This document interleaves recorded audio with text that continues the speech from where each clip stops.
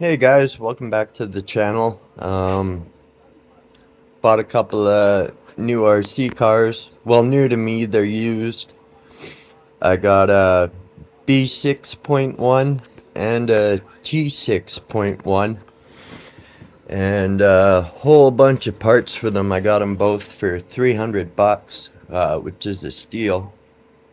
Um, I sold the buggy to Mike, my friend, so he's got pretty much the identical twin of my car now. I've got the B6.2. Um, the only thing bad about these cars, well, it's not a bad thing really, it's just not for us, is they were set up for carpet. Um, the good thing about when you buy from a carpet racer is they are spotless because they haven't been running outdoors in the dirt. So these cars were clean as a whistle, all brand new looking, like everything was shiny. Of course, that didn't last long with us. We already got them dirty. Uh, got them both running yesterday. But now we need to do what I did with my B6.2 and turn them from carpet racers into dirt racers. So today I'm going to make a little video. While I do that, I'm going to set up Mike's car the way I have my car set up, because everybody loves how smooth my car drives and handles. So the guys with two-wheel drive buggies have been asking me to set up their cars. So today I'm going to do that to both of these vehicles. I'm going to do the truck first off camera. So I have a before and after at the same time, so I can show you guys the difference um, in the settings and why that seems to help. So give me a couple minutes here to switch the camera around and do the first conversion here, and then we'll get into it. Alright, see you in a bit. Okay guys, so I finished the truck one.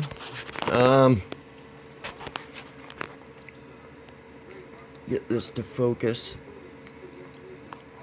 You see these little blue spacers here, the caster hat bushings. They come in different sizes, so you can move this wheel hub up or down inside the C-mount. Now for carpet, people usually have this raised up, so they have the big spacers at the bottom and a small one at the top. Now for off-road, we want this as low as we can, so there's a 4 mil gap, so you can have, or sorry, a 3 mil gap, so you can have 3 at the top and none at the bottom, or you can go 1 and 2 or 2 and 1. See, they've got 2 and 1, but for off-road you want it low. I've run it with a 1 mil at the bottom and a 2 mil at the top, but I find I just get more steering when I have this all the way down to the 0. The other thing we're gonna need to do today to these is take off the sway bars, because we don't use those off-road. They got them on the back too. For those of you that don't know what a sway bar actually does, I'll give you a quick little demo. See how that works? If I lift the one side, the bar will lift the other. So what that does is when you're going around a corner and your car leans this side, instead of that wheel coming up, the sway bar lifts the other arm, which keeps your car low. Won't let you tip over like that so much.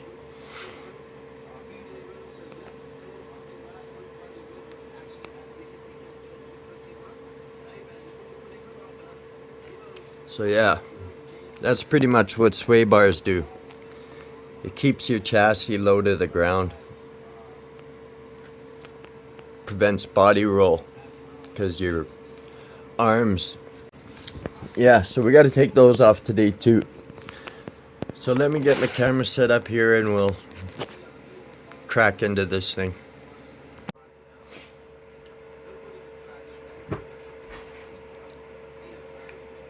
Okay guys, so we're gonna start with these.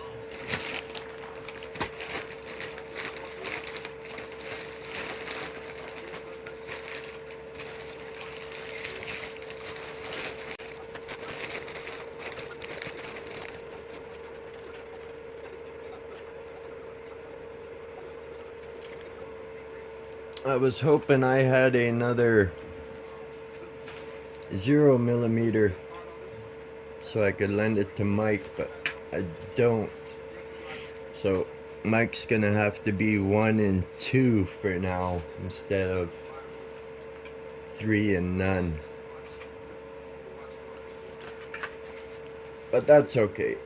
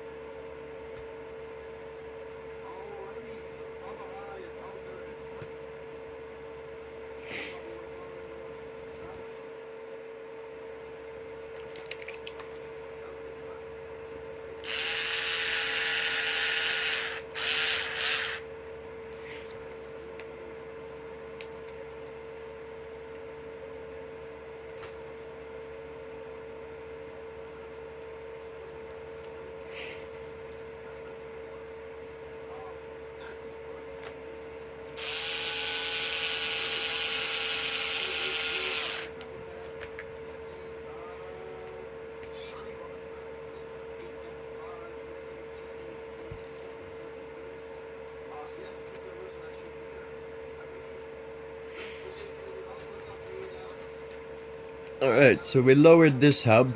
We've got the 2mm at the top and the one at the bottom now, so we'll do the same to the other side.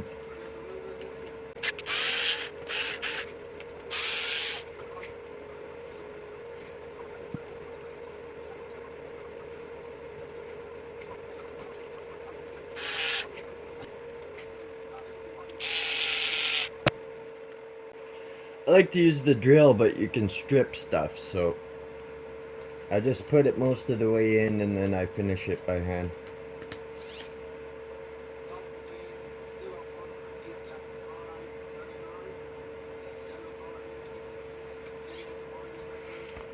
Okay, that's the front hubs lowered. Now we gotta lower the rear hubs.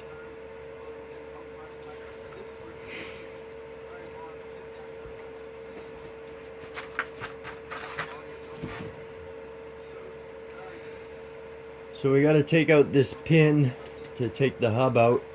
To do that, we got to take out this little set screw here.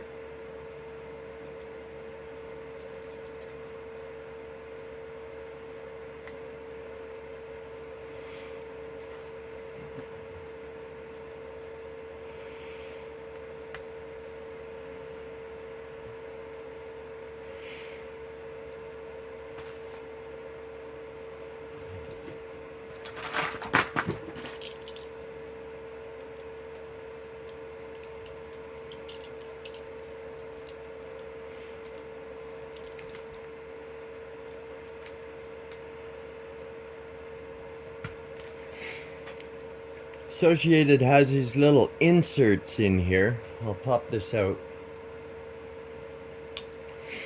They come with these little inserts with different holes through them, so you can put them in different ways to raise or lower your diff height, or sorry, not diff height, your hub height.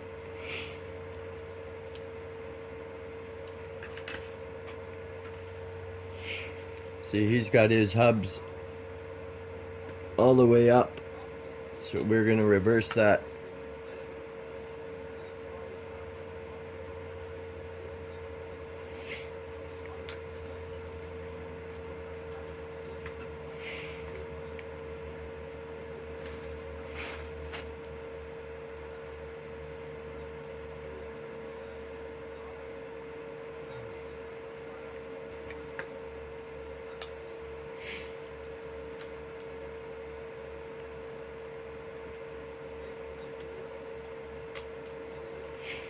I'm gonna pop this off while I'm in there, because we're gonna take those off later.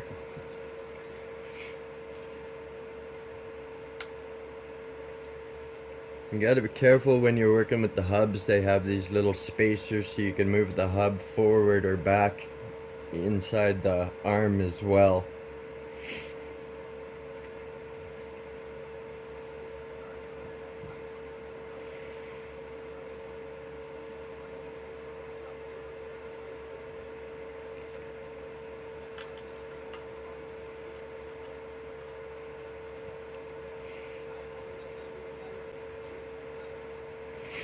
Alright, so now that that's back in there, we got to put this little set screw back in there so the pin doesn't fall out.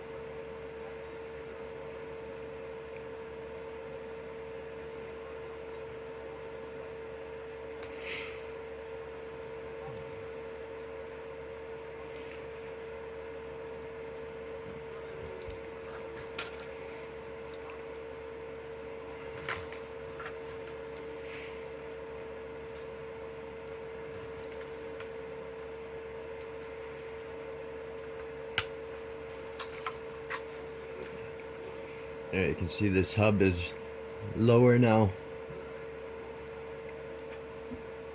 Oh, there.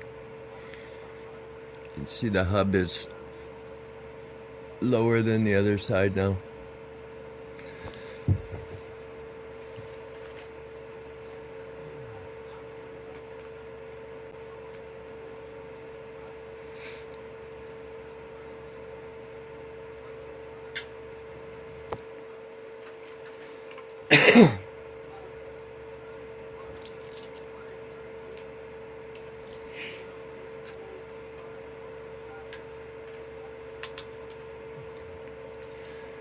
So again, we just removed the little insert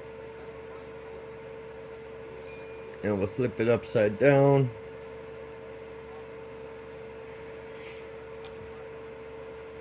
And get these little spacers back in there.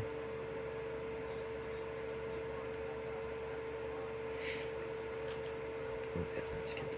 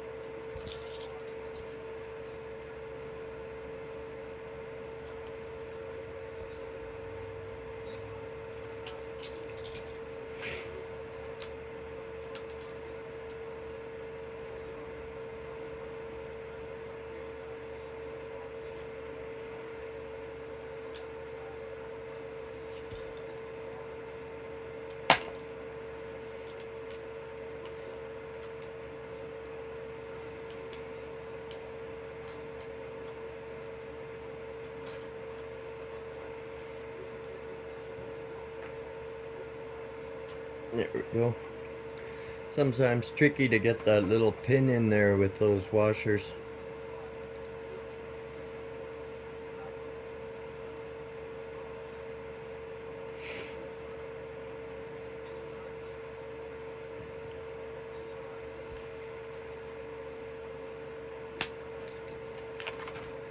Alright, so you can see we've lowered both hubs.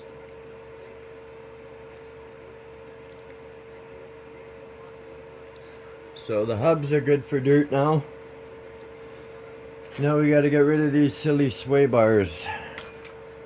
That takes a little more work.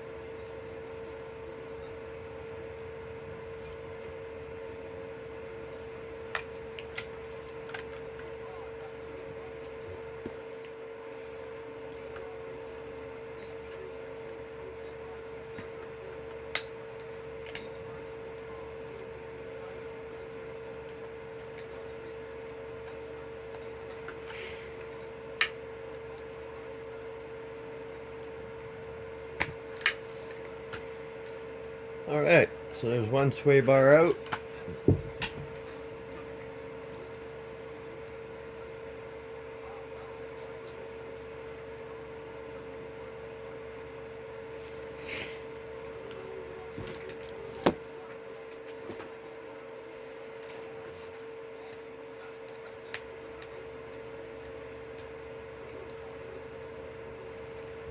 Okay.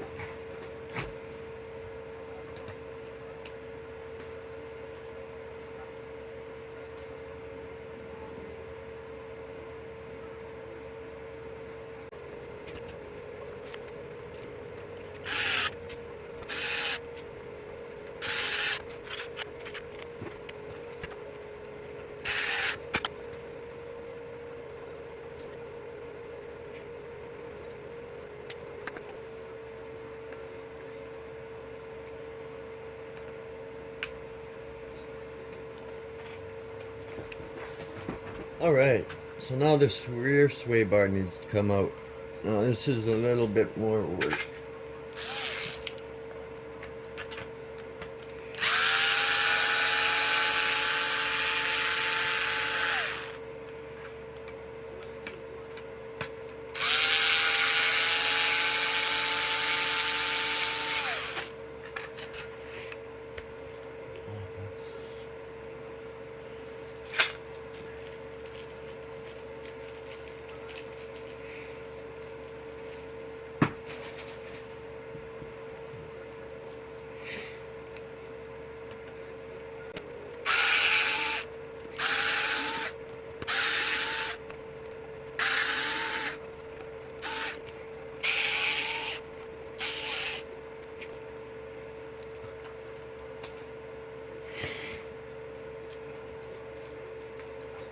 Okay, so there's the rear out. We're also going to change his diff height.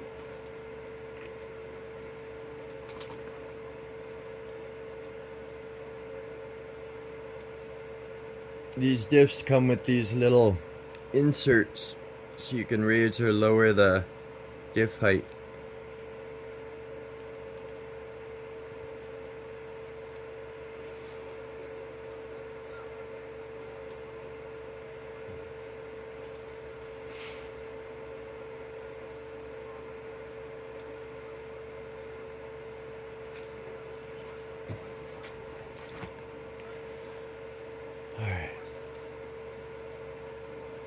So they had it in this way, which would raise the diff. We're gonna do it this way, which lowers the diff.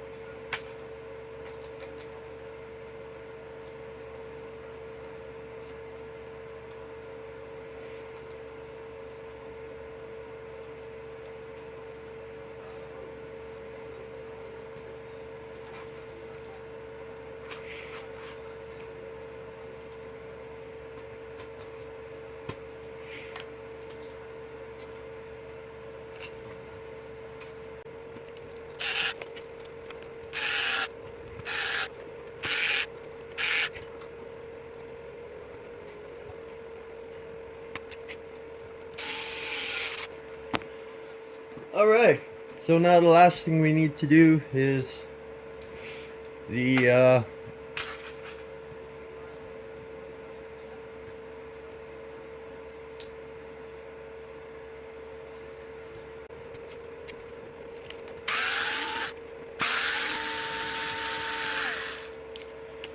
Alright, so on carpet, guys don't run any toe in on the rear.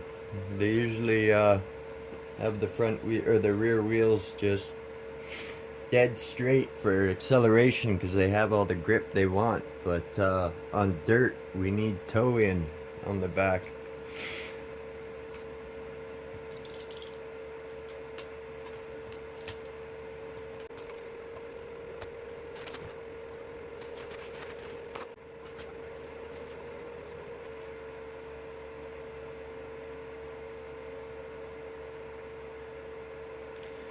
These little pills have holes in different places, which allow you to change the angles of the pins, which then change the angles of the arms.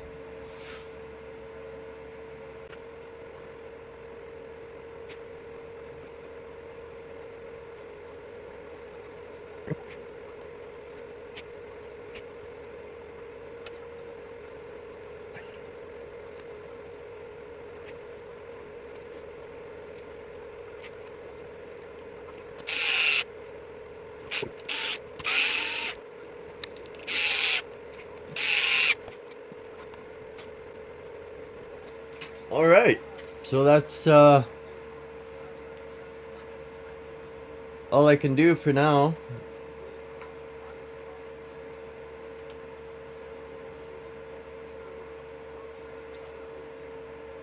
So that's set up for off-road now. Mike's doing his shocks. They were set up for carpet too, and that stiff spring, so I left the shocks with Mike last night and took the chassis home. So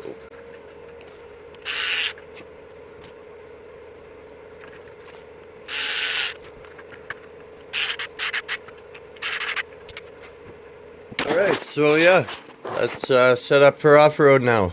I hope you guys enjoyed that. See you in the next one.